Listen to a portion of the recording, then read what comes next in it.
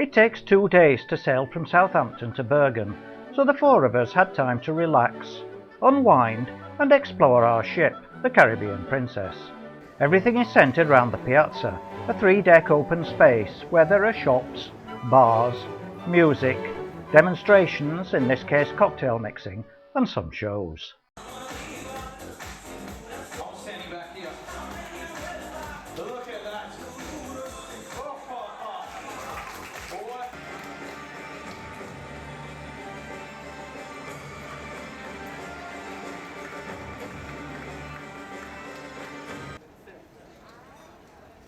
There are many bars and lounges, one of which is used for art displays and demonstrations by well-known artists. There was also an interesting series of lectures on geology. The casino is particularly popular with American and Chinese passengers.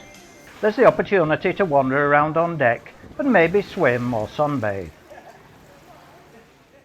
When we got to Bergen, a shuttle bus dropped us off at Byparken, where we went our separate ways. In the park is a fountain in the centre of a rectangular lake.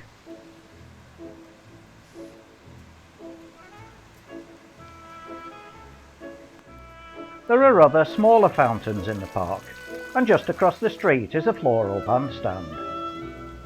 Outside the telegraph office stands a statue of Edvard Grieg, Norway's famous composer. There are hop-on, hop-off bus tours of Bergen, but, like idiots, we walked down to the market in the pouring rain. Normally this is a bustling place, but the rain was putting a lot of people off. However, there was plenty of wonderful seafood for sale at the fish quay, some of which was cooked in front of our eyes.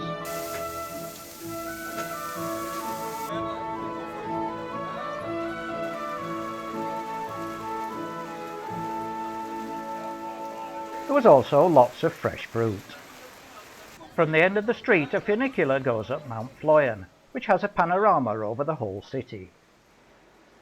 Being Norway, the souvenir shops are full of trolls of all shapes and sizes. A troll is a mythical Norse cave-dwelling being who may be a giant or a dwarf, but will certainly be extremely ugly. The best known buildings in Bergen are the Hansa buildings alongside the harbour called Bergen. In 1360, Hanseatic merchants from Germany set up a trading centre here. A maze of narrow alleys snake between the old wooden buildings, which have been designated a World Heritage Site. This is no museum, but an active area of shops, offices, restaurants and workshops. Part of it is under renovation and reveals the original structure of the buildings.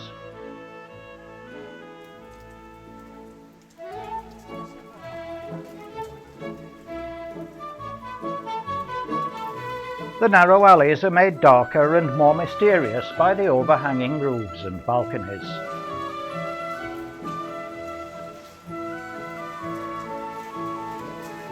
By now the rain was so heavy that we decided to cut our losses and return to the ship.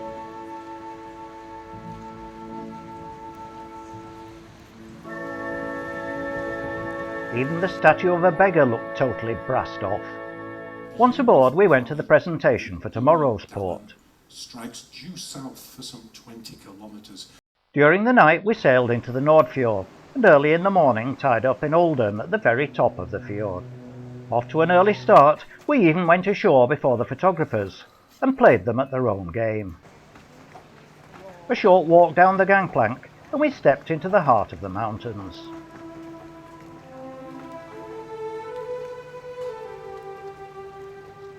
In this tiny port, the ship looked enormous.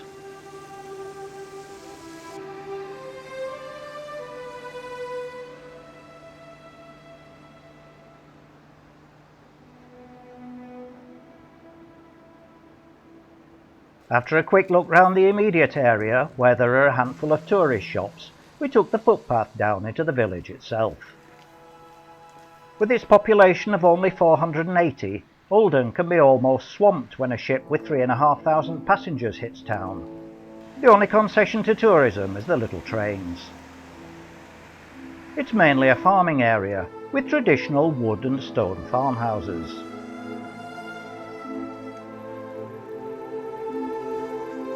A look back along the fjord shows how close the ship came into the village.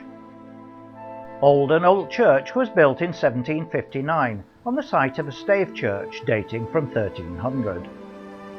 Behind it, a road leads up past the new church through Oldendalen to Oldenvatnet, a picturesque lake surrounded by towering mountains beautifully reflected in the still waters. Across the lake there are views of the Osterdal Glacier, the largest in northern Europe. At the end of the valley is the start of a walking trail to the Briksdal Glacier.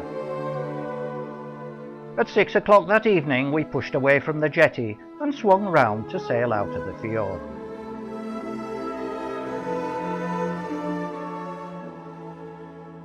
At 7 o'clock the following morning we arrived in the Storfjord off Hilsilt. In front of us was the Aida Mar, a German cruise ship. Smacking her lips and sounding her horn, she sailed past us as we manoeuvred into position just offshore, close to the magnificent waterfall, as the first tours of the day left by tender. Then we swung round to head up the 11-mile-long Geiranger Fjord. Dozens of waterfalls cascade down the sheer rock walls which line both sides of the fjord.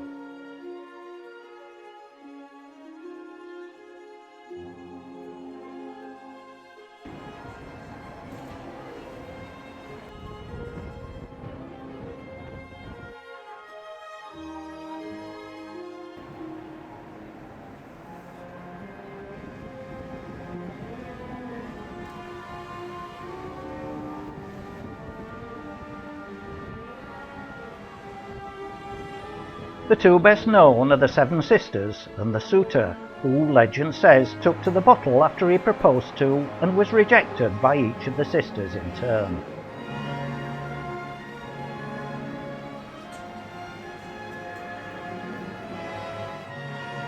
The little ferry carries cars, motorhomes and even coaches up and down the fjord.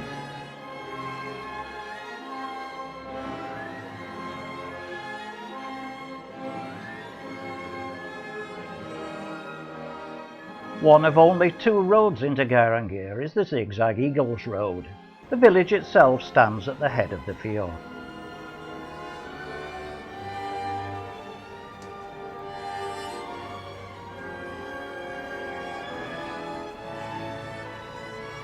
The Aida Mar was already taking passengers ashore by tender, so we decided to get moving whilst there were still deck chairs without towels on them.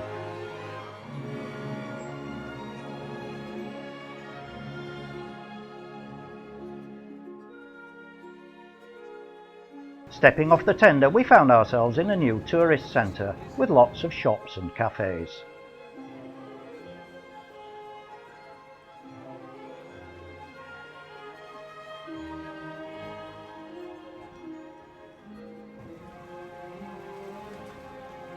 I told you some trolls are giants. Once away from the new area, we found the traditional Norwegian fjord town, which has rightly earned its status as a UNESCO World Heritage Site.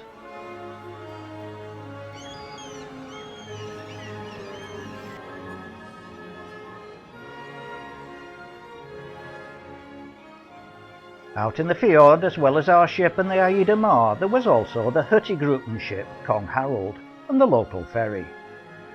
How a town with a population of 250 copes with this is mind-boggling.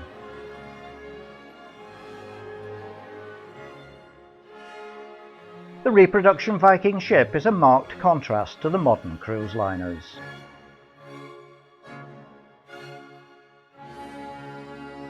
Near to the campsite, the Geiranger River rushes under the bridge and into the fjord.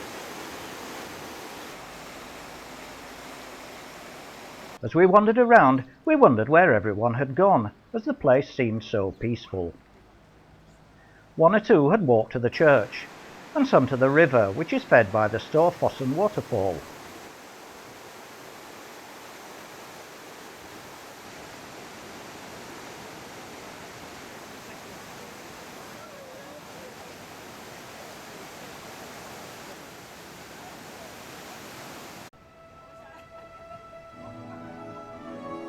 Around the fjord edge are a number of old farmhouses and some holiday cottages with traditional turf roofs.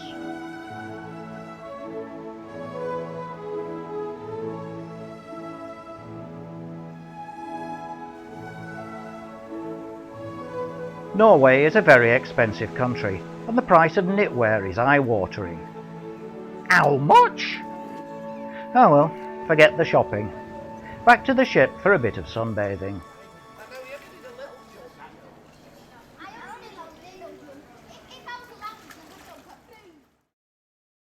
We awoke the next morning to find the ship already docked in Alesund. Straddling parts of 7 islands with a network of bridges, the city has been called the Venice of Norway. We were close to the Jugendstill Museum, opposite which a statue marks the city's long history of fishing from the Great Cod Banks.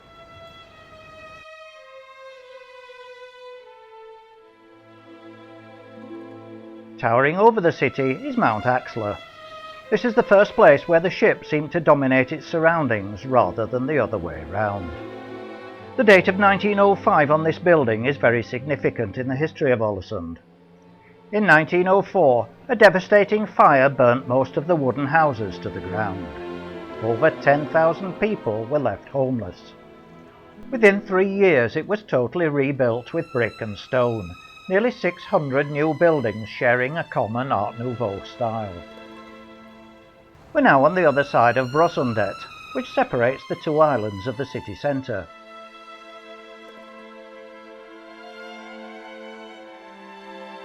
A promenade runs alongside the boat moorings, separating the water from the city streets, with a ubiquitous little train. From here you can take a side road to the path up Mount Axler, with its views over Alesund, its bay and offshore islands.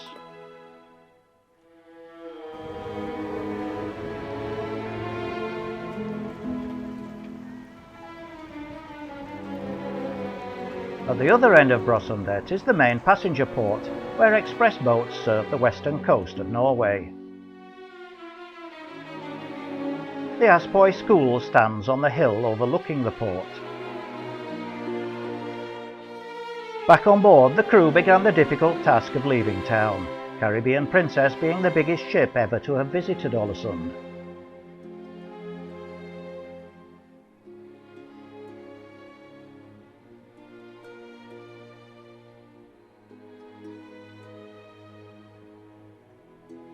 We came out stern first, the steering assisted by a tug.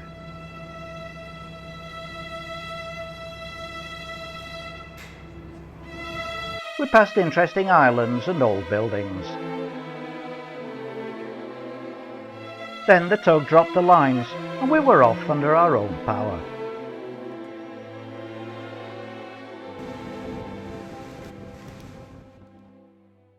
After a day at sea, during which we spent 3.5 hours north of the Arctic Circle, we arrived in Akureyri in northern Iceland. We got straight onto coaches and crossed the head of the fjord, looking across to the ship. We drove down the fjord side past little farmsteads before turning inland. The first stop was at the Godafoss.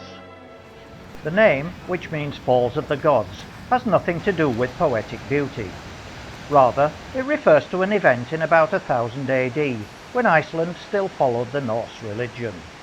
The chieftain Thorgeir Thorkelson and the Icelandic parliament decided that Iceland should become a Christian nation. On the way home, Thorgeir underscored his decision by throwing his carvings of the old gods into the waterfall. Nevertheless, this is one of the most spectacular waterfalls in Iceland, particularly so since it's in the middle of a plateau. Not far away is Mývatn, which means mosquito lake. There are no mosquitoes in Iceland, but there are lots of flies round the lake. All around the lake are pseudo-craters. These are not volcanic vents, but are formed by steam explosions as flowing hot lava crosses over a wet surface. Mývatn sustains more species of duck than anywhere else on Earth.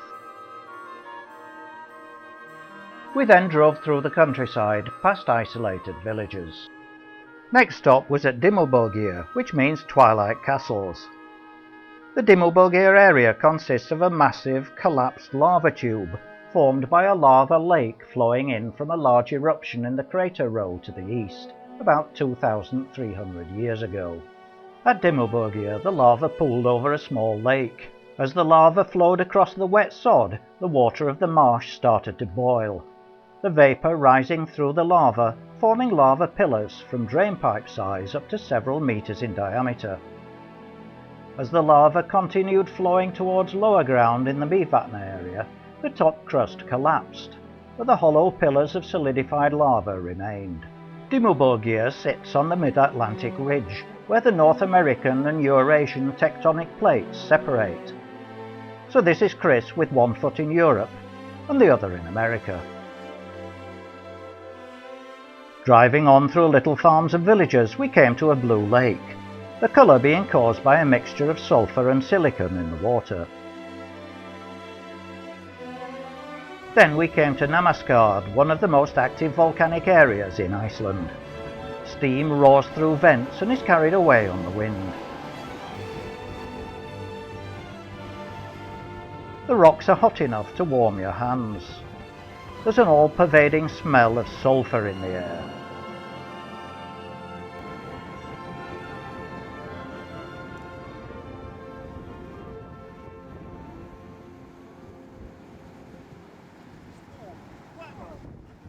In pools and craters all around the area, black water bubbles and steams. In places, it's thick, black, boiling mud.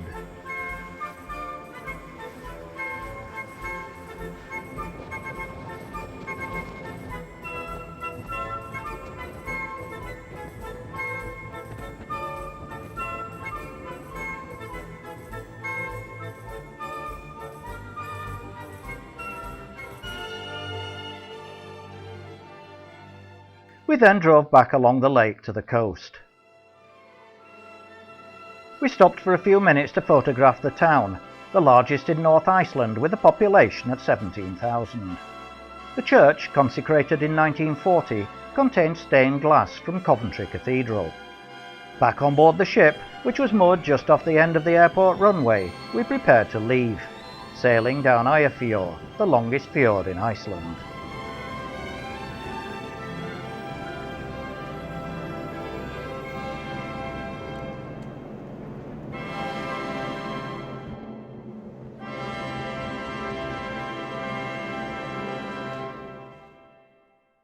The final port of call was Reykjavik, Iceland's capital.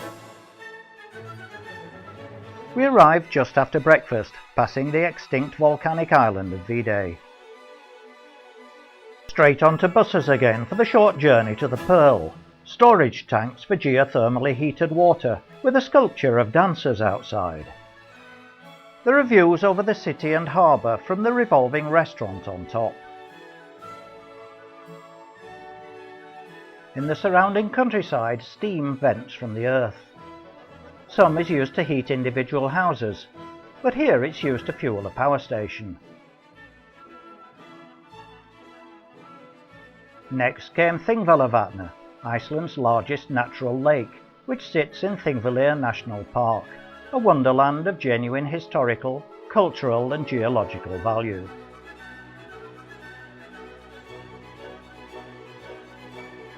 The mid-Atlantic ridge passes through the park, and this path runs between the two plates, so we're walking in no man's land between America and Europe. Within the national park is the historic meeting place of the Althing, Iceland's parliament, and one of the oldest political assemblies on earth.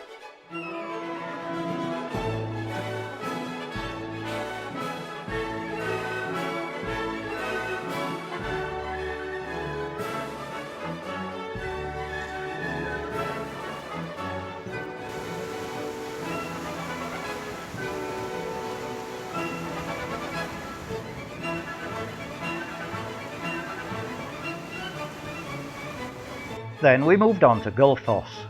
Its name, which means golden waterfall, has several different explanations.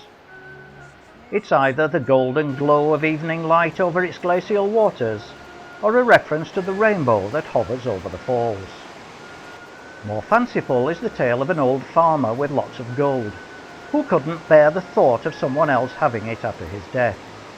So he put it in a coffer and threw it into the waterfall. Whatever the truth, it's Iceland's most famous waterfall. You can get in for a closer look, but you'd get soaked in the process. The river plunges into a deep ravine.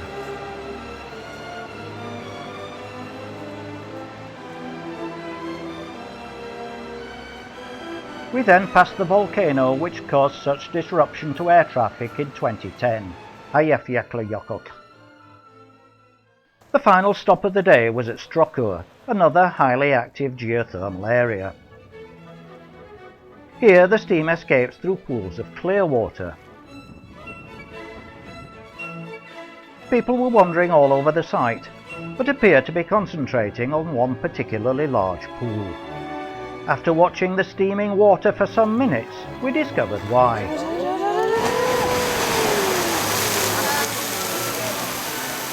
It's a geyser, which throws a column of almost cold water up to 60 feet into the air every few minutes. A real wow to finish the tour.